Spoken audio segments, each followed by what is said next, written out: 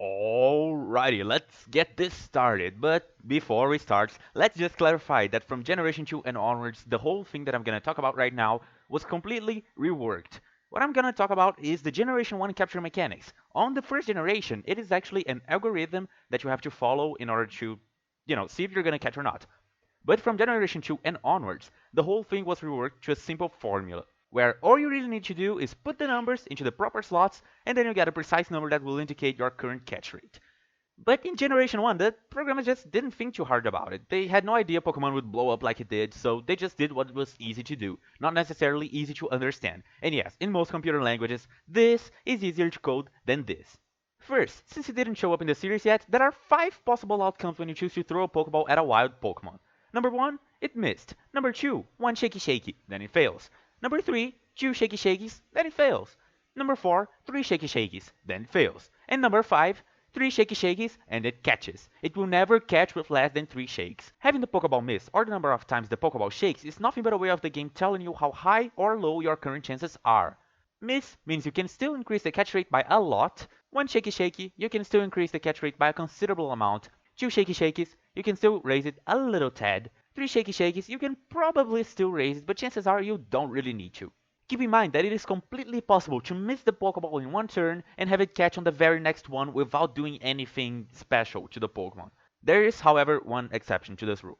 Here we are dealing with possibilities, chance, not a sure thing, unless we are dealing with the one exception that I'm going to talk about when we come down to it. But we can raise the chance to more than 100%, which will result in a guaranteed catch. And just to get it out of the way, no. Having a certain Pokemon out when you throw the Pokeball will not increase your chances. Having more Pokemon in your Pokédex does not increase your chances until Generation 5. The game will not give you a boost just because it's your last Pokeball, and by Yardstills Almighty, no, holding B up does not increase your chances. All of those are urban myths created because people want to believe in something that is purely placebo. There is no data in any other games that proves that these even could be true. Now let's get cracking. One thing worth mentioning is that the game only works with natural numbers. So if you get a decimal, round it down, aka ignore the decimals. So to start things off, we're gonna need a few numbers that should be reset every time you throw another ball. First, we're gonna use 2 numbers, R and S. R is a random number between 0 and 255 when using a normal Pokeball, 0 and 200 if it's a Great Ball, and 0 to 150 if it's an Ultra or Safari Ball. S is a value attached to a status condition. Sleep and freeze will be 25, paralysis, burn, or poison will be 12, and volatile conditions such as confusion, lowered stats, leech seed, transform substitute, etc., or no condition at all, is 0. When we do R minus S, we get A. If A is lower than 0, you catch.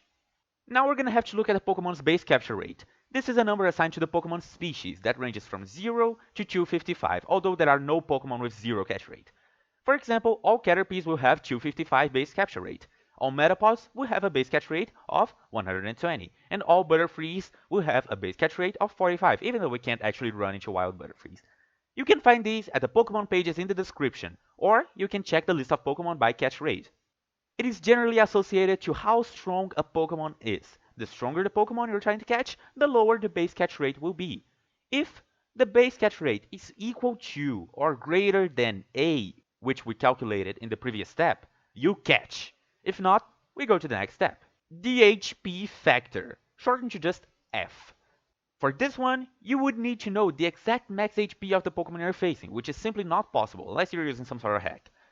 So all we can do here is guess. If you want to have a closer guess, you can just click the stats calculator in the description. Input the Pokemon species and level and you'll get a range of possible values for the actual HP. It varies like that because of another mechanic that will be explained later. Anyway, take the maximum HP, multiply it by 255, then divide it by 12. 8 if you're using a Great Ball. Call it F1. Take the current HP, again you can only guess, although you can take a good guess based on the color of the bar. The HP bar will become yellow once it reaches 55% and red once it reaches 30%. So, take the current HP, divide by 4, and call it F2. If F2 is 0, ignore F2 and work with only F1. If F2 is greater than 0, divide F1 by F2 and make that F. If F ends up greater than 255, make it 255 instead. Now you're gonna want to generate a second random number from 0 to 55. Call that number Q. If f is greater than or equal to Q, you catch. If not, the capture will fail and we go to how many times the ball shakes, aka how close you were to catching.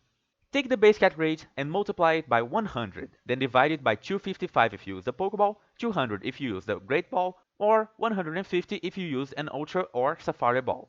Call it W1 for Wobble. Multiply W1 by F and divide it by 255. Call it W2. Add 0 to W2 if the Pokemon has volatile status conditions or no status, 5 if the Pokemon has poison, burn, or paralysis, and 10 if it has sleep or freeze. Call that new number W, then compare. If W is less than 10, the ball misses. If W is greater than 9 and less than 30, one wobble. If W is greater than 29 and less than 70, two wobbles. If W is greater than or equal to 70, three wobbles, but no catch. Now, the algorithm doesn't go precisely like that. The game actually takes a couple steps in other orders, but this is a simple way to explain it, all without going into too much detail. If you want to look at the full algorithm, you can check the link in the description with step by step on how the game does, what it does, and when it does what. So, what does this all mean? Well, long story short, there's a cap to how high the catch rate can go. First, we have a rule of thumb. Pokeballs will always be outclassed by the other balls. So once you have access to those, you don't need to buy Pokeballs ever again. Next, Safari Balls are exclusive to one area of the game, so no need to worry about those. When you get to where you can use Safari Balls, they're going to be exactly like Ultra Balls. The Master Ball, a very specific and rare item, has a fixed catch rate, and thus will be completely unaffected by this whole process that was just described. And now, Great Balls versus Ultra Balls. The programmers intended for Great Balls to be better than Pokeballs and Ultra Balls to be better than Great Balls. But because of how the algorithm works, that's not exactly how it goes. Depending on what ball you're using, there will be what we call cut-off point. The cut-off point is the percentage of health where lowering it further will be insignificant. For Pokeballs and Ultra Balls, that point is 33% HP, and for Great Balls, that point is 50%. Lowering it further does increase the chances, but the difference is about 0.001%, so pretty much completely negligible. For Pokemon with a high base catch rate, Great and Ultra Balls will reach 100% catch chance at their respective cutoff points, while Pokemon with low base catch rates, the cutoff point will be applied, but it will not be at 100% chance.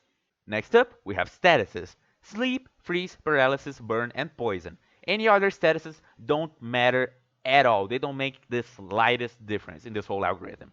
All statuses will increase your chance by a flat amount. About 4.5% for Paralysis, Poison, and Burn, and about 9.6% for Sleep and Freeze for normal Pokeball. So with all that information, we are able to say a few things. Lowering the HP after 1/3 is useless. All balls will be better than Pokeballs. Great Balls will be better than Ultra Balls between half and max HP, with or without statuses.